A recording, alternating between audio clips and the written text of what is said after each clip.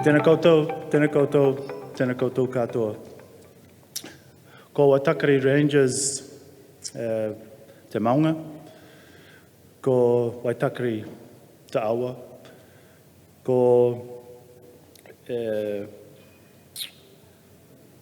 Ngāti Hāmoa me Nederland te iwi, ko Schannel van Dijken toku whānau, ko Sangele Schannel toku ingoa. Ngā mihi nui ki a koutou. Today I'm going to be speaking on a project that we've been building in Samoa, but affecting on a regional scale. We're hoping it's building guardians, building ocean guardians. And it's looking at developing the Polynesian voyaging canoe as a floating classroom and addressing some of the needs of the Decade of Oceans and building ocean guardians through experiential, hands-on education that's addressing not only environment, but also culture. You just got to excuse me here for a second.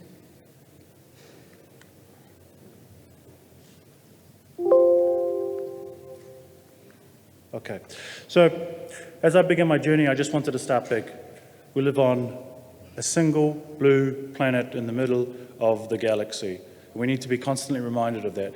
We have one lifeboat. This is our sole lifeboat. And as you can notice, it's all ocean.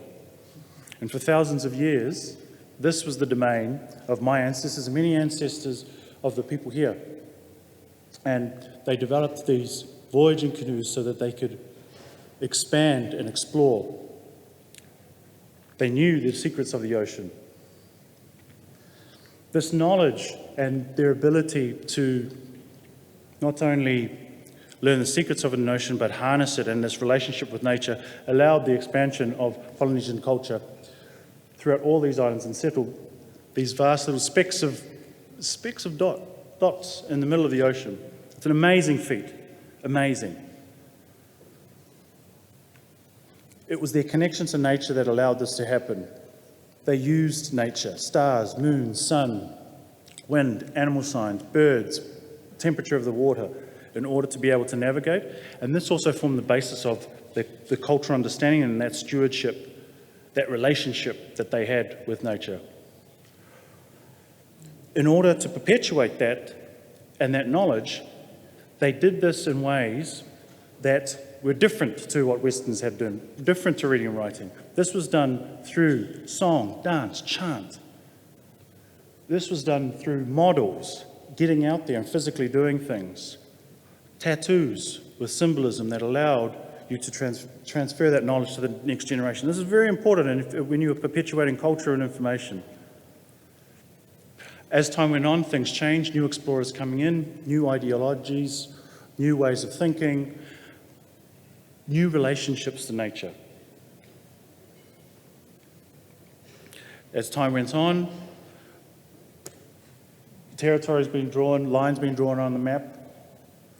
As we moved on in time, more threats to nature and this relationship we had with, I don't need to tell this audience here, with climate change, increased storm frequency, sea surface temperatures, the list goes on and on, overfishing, pollution. So we've had these changes over time. And now, more in modern times, we're starting to recognize that our past and our traditions and that knowledge that we hold are actually holding the key to the future of how we look at sustainable development, how we look moving forward on this decade of oceans. So I just want to show this quick video here just to give you an idea of this project we're running. I didn't realize.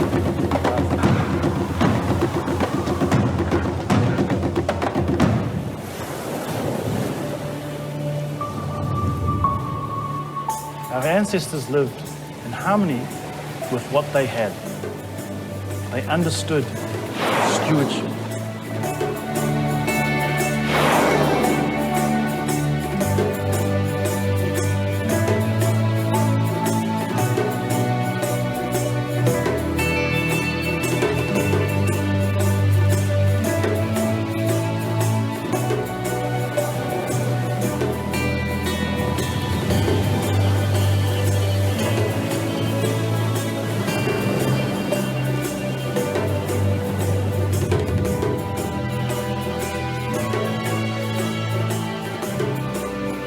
Everyone say it? That's it. Education, outreach and awareness is so important. Doing these sort of outreach programs is really key. Reaching our communities and then helping them understand more about some of the things that they can do to help manage their resources in a more sustainable way.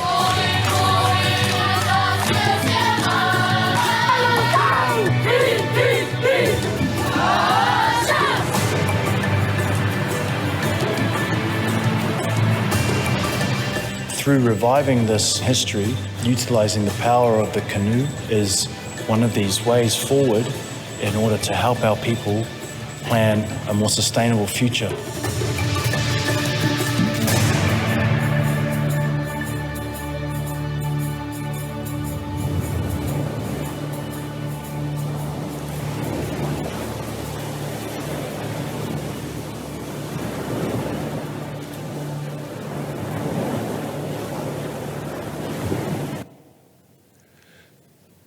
I just wanted to put that video up there so you just get a basic sense of this project that we've been building and utilising the voyaging canoe as a floating classroom. The rest of the presentation I'm just going to quickly go through because I realise we're running out of time, and time is not good with us islanders because we will just ramble and keep on going. You, Dan.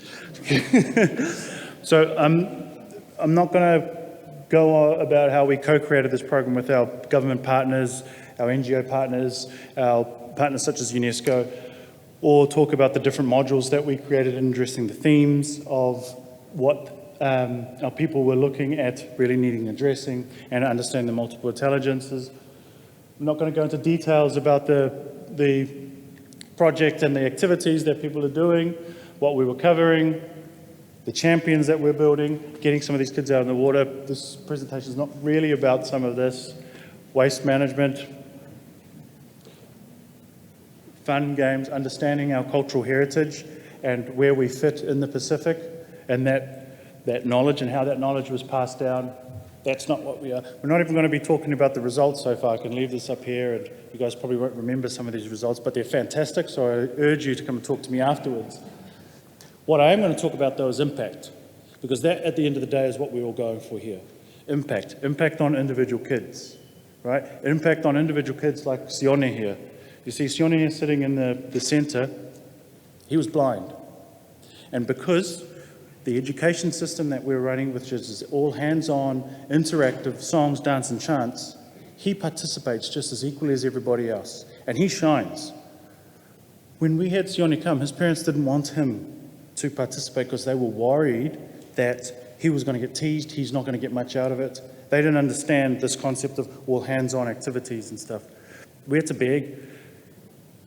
He stayed with his mum, stayed for the week, because we run this program over the week.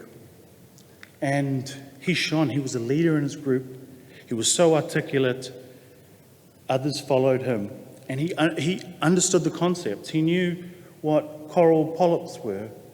He knew zooanthely. How many people in this room know what zooanthely is? Yeah, I know you do, Carolyn, but you know, these are the things. It enabled our most vulnerable and our most marginalised to participate. And when you bring everyone with you, that is impact. And this is, they share this with their families. Like he shone, he made a lot of us cry during the week, not gonna lie. But this is the main message I wanted to get from this project and the impact that it's having on our communities and the kids. So I did want to finish on here because the Decade of Oceans, we do need to be focusing on our youth, on our children, because they are the key to sustainability. And we need to get out of the way, but we need to help them get there. Ngā mihi nui. Thank you very much for this.